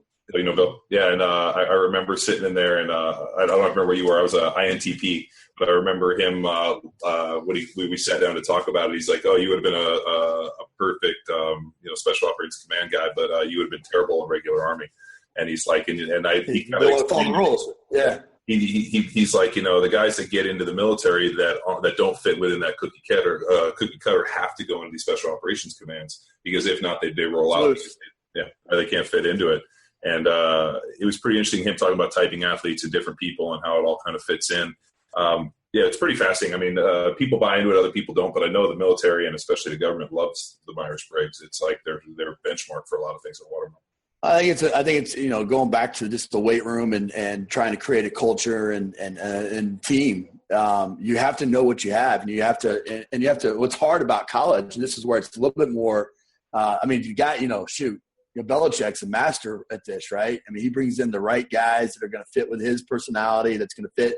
He's not going to bring in the players they're coming there to be do New England. They're not coming there to do their own thing. They're coming there to do New England.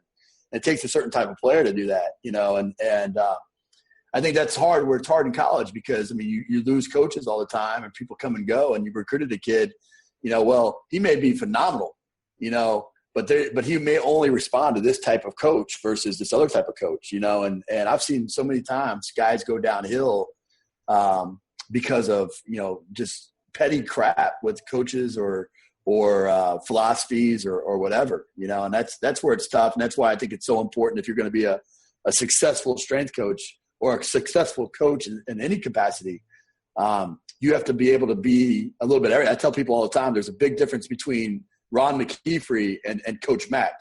Coach Mack is a guy that can be in front of 1,000 people, can command a team, can dance and jack around with the players and do this and that. Ron McKeefery wants to go sit in his office and close the door and not let a single freaking person talk to him the rest of the day, but you have to be both, and so I think it doesn't mean just because you're an introverted guy, you can just pass by through life and say, I'm only going to be an introverted guy.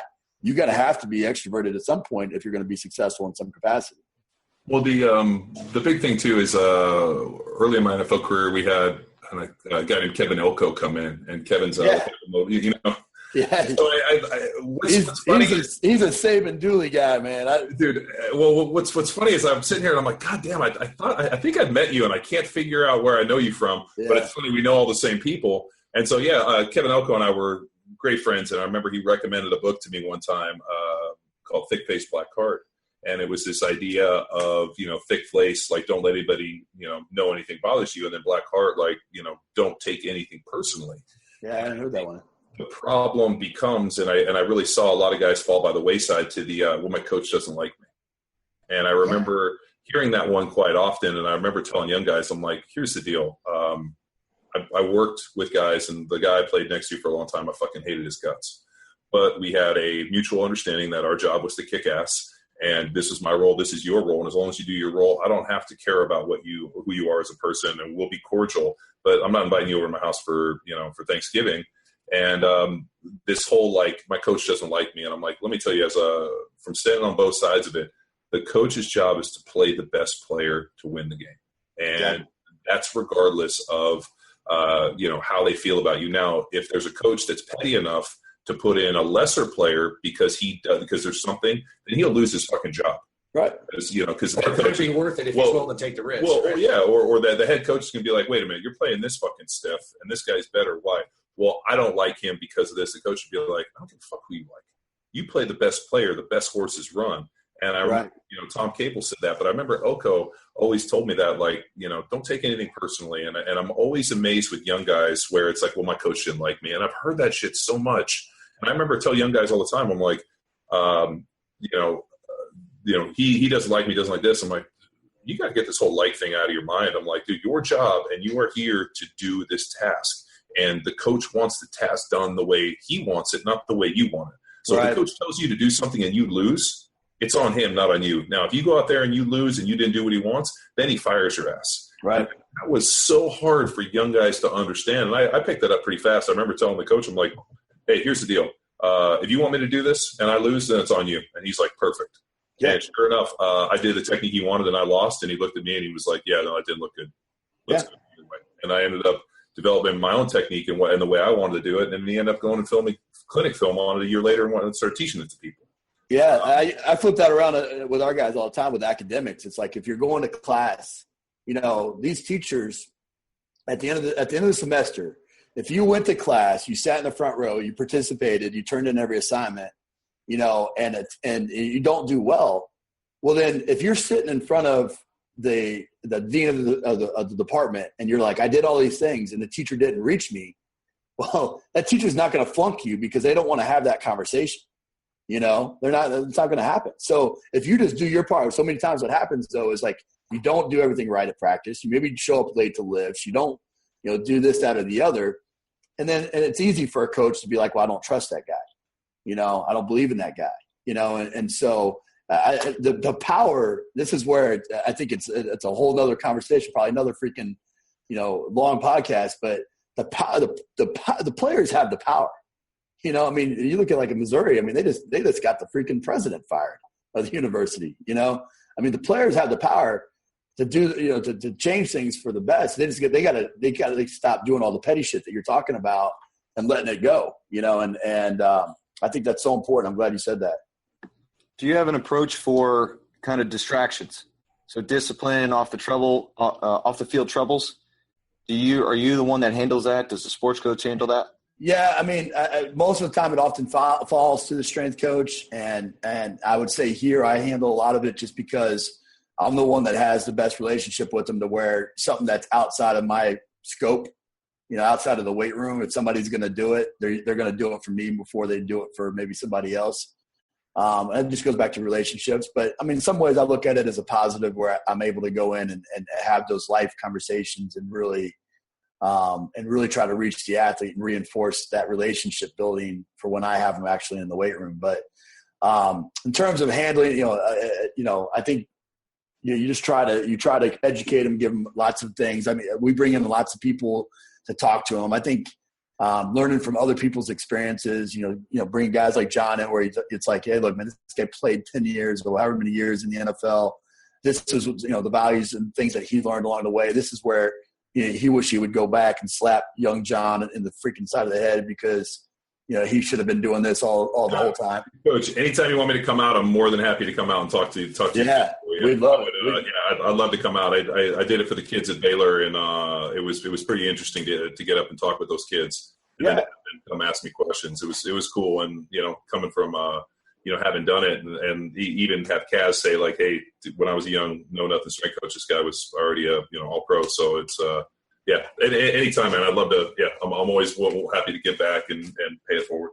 Yeah, no, that's awesome. Kaz was an assistant for me at South Florida for a couple of years, and doing a freaking great job down there too. But yeah, I think that right there, when you're a level removed, even though we got some guys on our staff even right now that played in the league, we got guys like myself that have coached in the league. Still, when you're entrenched, it doesn't matter what the environment. When you're entrenched, it's nice to get that fresh voice coming in and saying a lot of the similar things, but from a position of realness and experience. And I think that's every single person that we brought. We just had Maurice Claret come in. You guys remember Maurice Claret from Ohio State? Oh yeah. We had him come in and talk to the team, and it's guys like that. Every single guy that I've asked is like, what would have changed you? So right now your life's changed because you went to jail for however many years and you lost this, that, and the other, and it's easy to say this is why your life changed.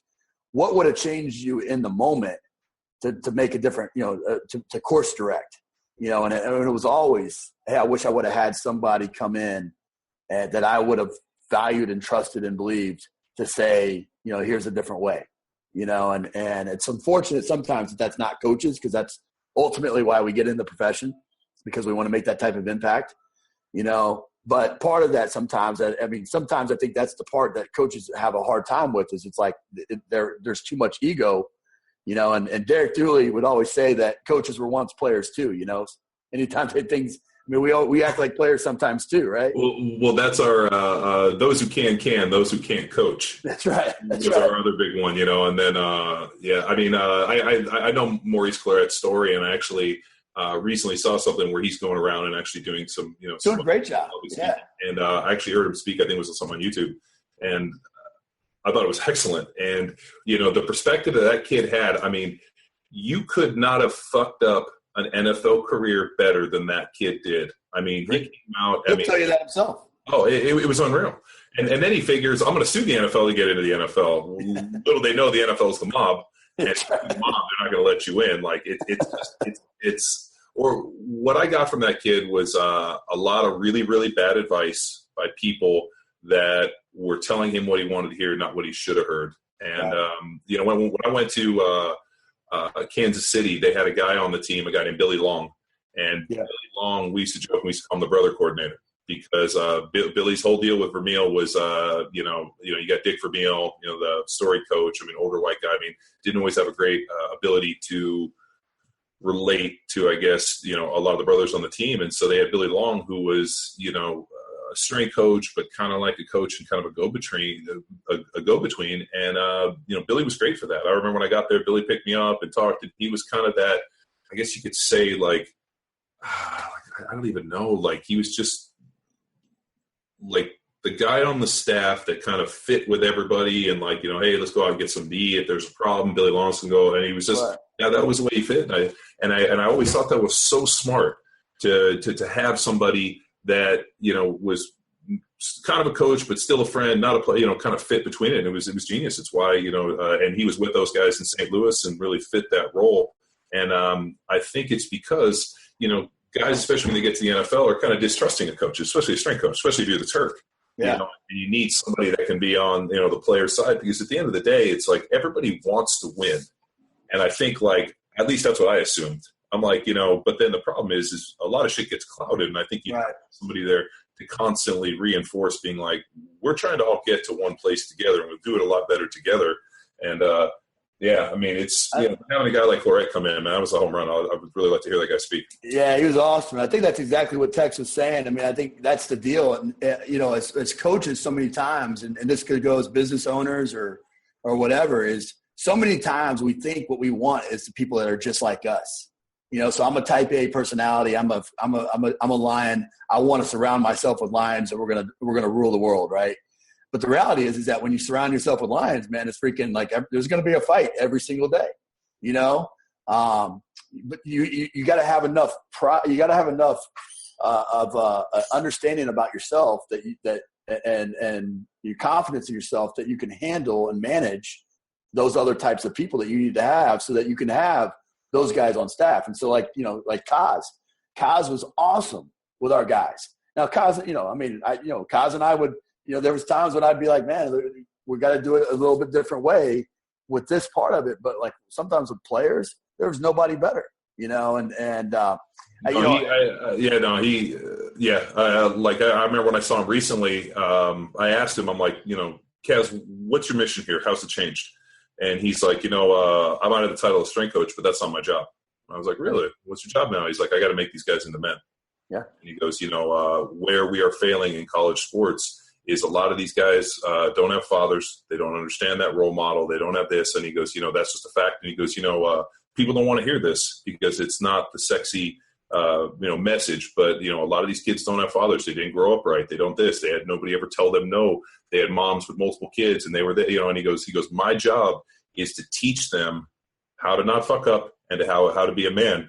And if they fail, then that's on me. And he goes, my job is strength coach. He goes, we're using the weight room in here. And he goes, I got, Keith Canton, who, he's a weight room guy, bang the numbers, coach is going to get them right. And he goes, but my job is so much more, I'm looking at developing these young men into, people way past what we are here.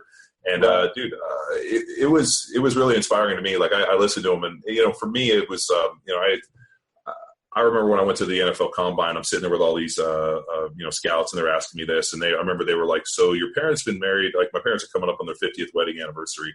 They still live in the same house. I got 2 older brothers. My one brother is a lawyer. My dad's a lawyer. My other brother was a lawyer. Now he does insurance and go to Berkeley. And so they were like, you are a white upper middle class kid. Your family's together. Like, why do you need football? Right. And I remember being like, well, what does everybody else say? And they were like, well, I mean, most of these guys, don't have the whole way out. Yeah. Yeah. And so they told me, like, these are the last 3 guys I've heard from. They were like, you don't fit the demographics for anything. Why are you going to play in the NFL? You should just go to law school like you were planning. And I remember telling the guy, I'm like, well, I don't like to fucking lose. Right. And he like looked at me and was like, all right, well, that's a good one. Yeah. I just don't like to lose. But I think what happens is a lot of these kids come into these, are given this great gift of a scholarship because of their athletic talent. And, a scholarship is given based off, you said, high school performance, but really talent and their ability to convert that potential into something tangible that, all of a sudden they get bestowed, they get an opportunity to go play at the next level. And really that maturation process over 5 years, there's so many pitfalls and there's so many opportunities to fuck up. Right. That it's almost like a game of Frogger, they're hopping through the street, buses going by. And I think really as a strength coach, and like really I hadn't thought about it until Caswood brought it up. It's his opportunity or really his job and his job description to help those kids get through that game of Frogger. And and he goes, he goes, a lot of them got squished. A lot of them, I lose a lot of them along the way. And he goes, it hurts me for every one of them. And I think that's why he's done so well and that he's taken it a step further and looking at really just not developing athletes, but developing men. And dude, I hugged him. I was like, it's the best thing I've heard in a long time. Yeah, he's an impressive guy. So that's one thing we always say is our job is to take athletes where they cannot take themselves. And so majority of the people are going to take that as performance numbers or, step on the field. But once you've been in the shit and realize you're in a locker room with 150 guys, 100 guys, maybe 1, 2, 3, 4 go pro. So it's all about the 148 that aren't. So put them in the best position to succeed once they're done with their 4 years. Yeah, absolutely. Absolutely. I think that, with the guys, and John, you would agree with me. I think, just because they go to the NFL or just because they, they're in college, doesn't mean that they necessarily grew up and they developed those skill sets either.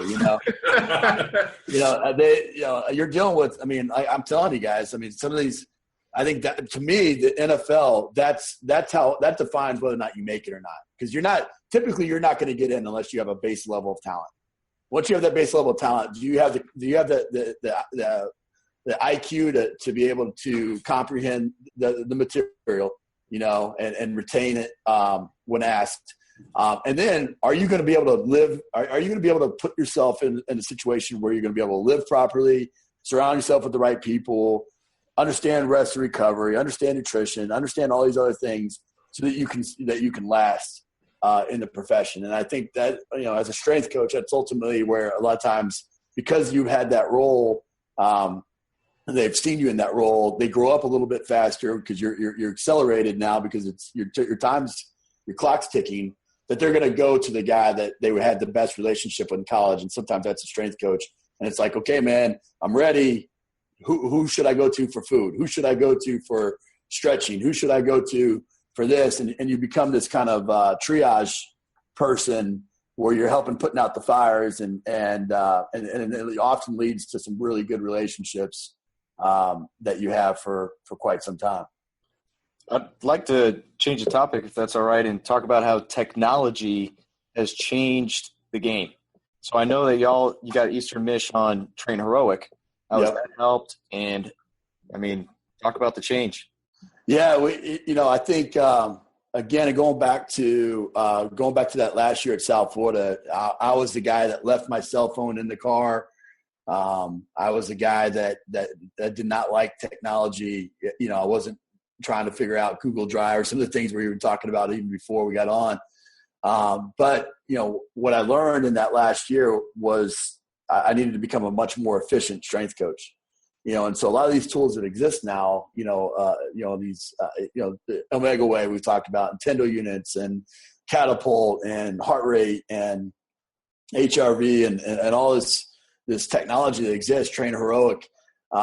has been great platforms, but ultimately comes back to what you're doing with it and how you're educating the athletes to use the information wisely.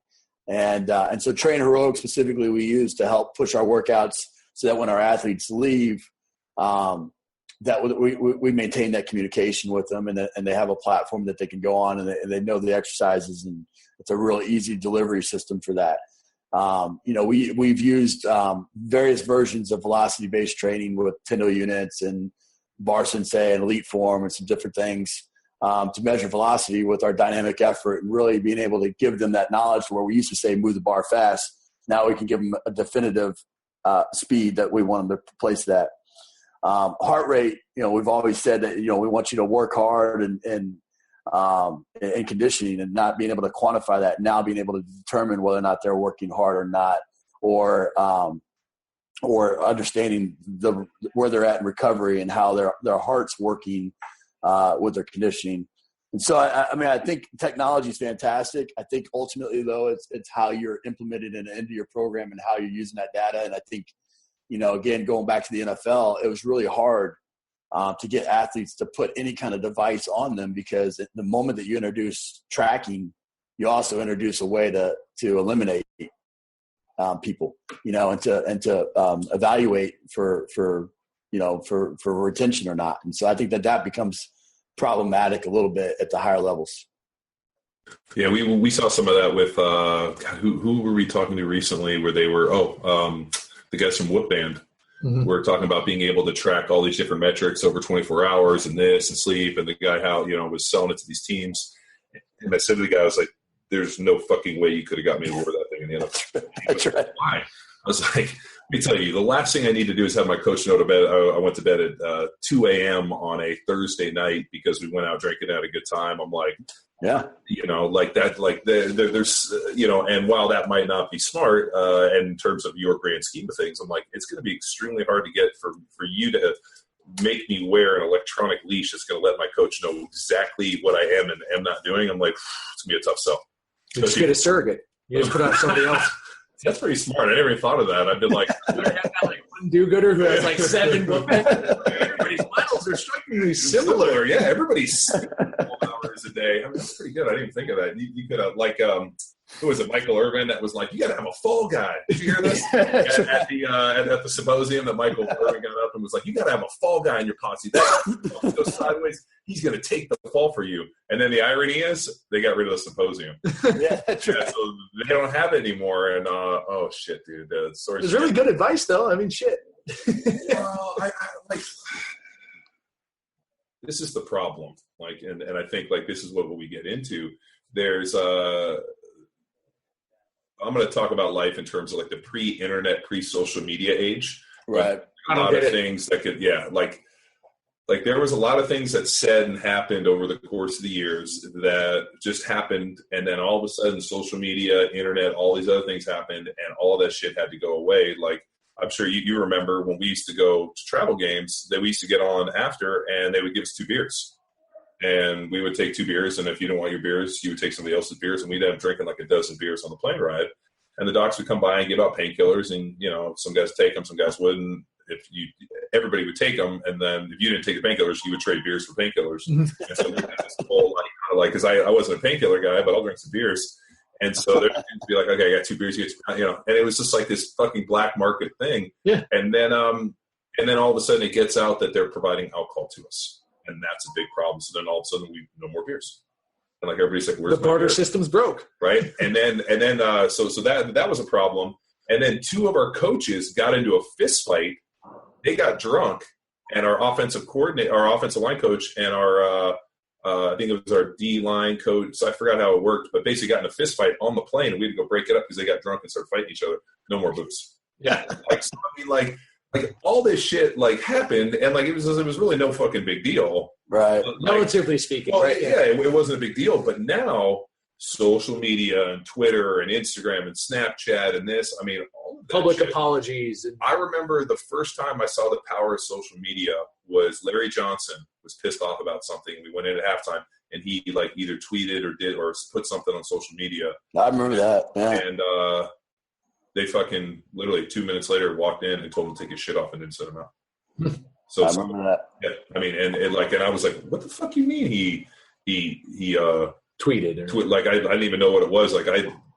So before I got out of the NFL, the only thing I used the internet for or a computer was to book plane tickets in the off season. Yep. That was it. So then all of a sudden I get into this and social media. I would have never had any of this stuff because I wouldn't want to be able to be tracked. Like, fuck, yeah. It's like an electronic leash. But I mean, guys have gotten into it, and like I'm sure you guys are the same way. You're like, hey, you know what? You should have a Twitter, Instagram, have it all. And you know what? You should use it every 10 minutes because you know who's sitting at home. I'm sitting here in my office, and I'm checking up on you dumb motherfuckers. Yeah. Yeah. Yeah, but that thing with Larry Johnson, like, it was weird. Like, all of a sudden, this dude walked in, coach walked in, they went and talked to him, he took his shit, and he went, and I was like, what happened to Larry? We're getting ready to leave. They're like, oh, he tweeted something. I'm like, he did what? Yeah. We had, I won't say the institution or the organization I was with, but we purchased a software that you can break into people's accounts especially that were private. You can get away. There's no such thing as private anymore. And especially when you go work for a team, I mean, there's that morality clause in every NFL deal where, you will not do anything to embarrass the team. And, you sign away a lot of rights when you go work for the communist nation of the NFL. And most guys know that going in, don't they? But I think what people know, what people hear, what people understand are two different fucking things. Right. Like, I remember Herm Edwards called me in his office and asked me if they should pay Larry Johnson that big contract. I told him no. And he said, why? I said, because the day you pay him, he'll never run hard.